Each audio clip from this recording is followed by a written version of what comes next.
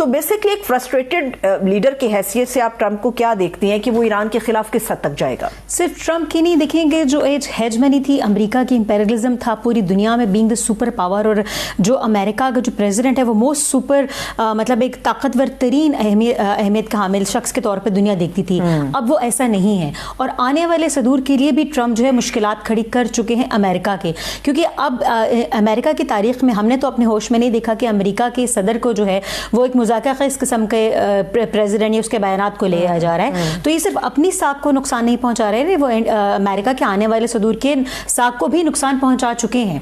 आप देखें कि इतनी बड़ी तादाद में 80 लाख लोग जो उनकी खुद अपनी इंतजामिया के खिलाफ निकले हैं। इससे पहले अमेरिका में इतनी बड़ी तादाद में कब हंगामे हुए थे? शायद सोवियत यूनियन के खिलाफ हुए थे उससे पहले, शायद सेकेंड वर्ल्ड वॉर में एक सदी पहले हुए थे, लेकिन कभी ऐसे हालात नहीं पैदा हुए अपने ही लोगों के खिलाफ, अपने ही गवर्नमेंट के खिलाफ। अमेरिका की तारीख में इतनी बड़ी तादाद में से पहले कब निकले हैं? ठीक है, वो दूसरी कंट्रीज के खिलाफ तो जरूर निकली अपनी हुकूमत के हक में, जैसे ईरान की हुकूमत के हक में ईरान के लोग निकले। इसी तरह अमेरिका की हुकूमत के हक में सोवियत यूनियन के खिलाफ, कभी किसी हिटलर के खिलाफ निकलते थे।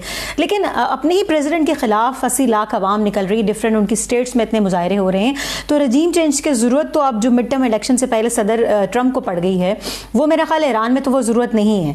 तो अपने इन शेखी मतलब कितने बुखलाए हुए बयानात के तनाजुर में ही जो है न सिर्फ अपनी पॉलिटिकल क्रेडिबिलिटी बुरी तरह लूज कर चुके हैं, बल्कि आने वाले सदूर के अब भी जो इमेज है दुनिया के आगे अमेरिका का, वो लूज कर चुके हैं। चाइना जिसके खिलाफ वो लड़ने जा रहा था, अब चाइना से हेल्प मांग रहे हैं अरब खोलने के लिए। बिल्कुल, क्या हमारी मदद करें। एग्जैक्टली। तो वो जो एक अमेरिका का एक माइंड सेट था कि जनाब वेस्टर्न अलायंस उनके साथ है, नेटो उनके साथ है, फ्रांस, कनाडा, जर्मनी उनके काम आ जाएंगे, अभी तो कोई भी उनके काम नहीं आया है ना, सब हाथ अपना खींच चुके हैं। और वो चाइना जिसके खिलाफ अगले 5 से 10 साल में वो कोई सुपर पावर तीसरी जंग अजीम लड़ने जा रहे थे, जो अमेरिका ईरान के आगे घुटने टेक गया है, वो चाइना से क्या लड़ेगा? और उस चाइना से तो मदद मांगने पे आ गया है। That was the strategy of China, that was strategy of Russia.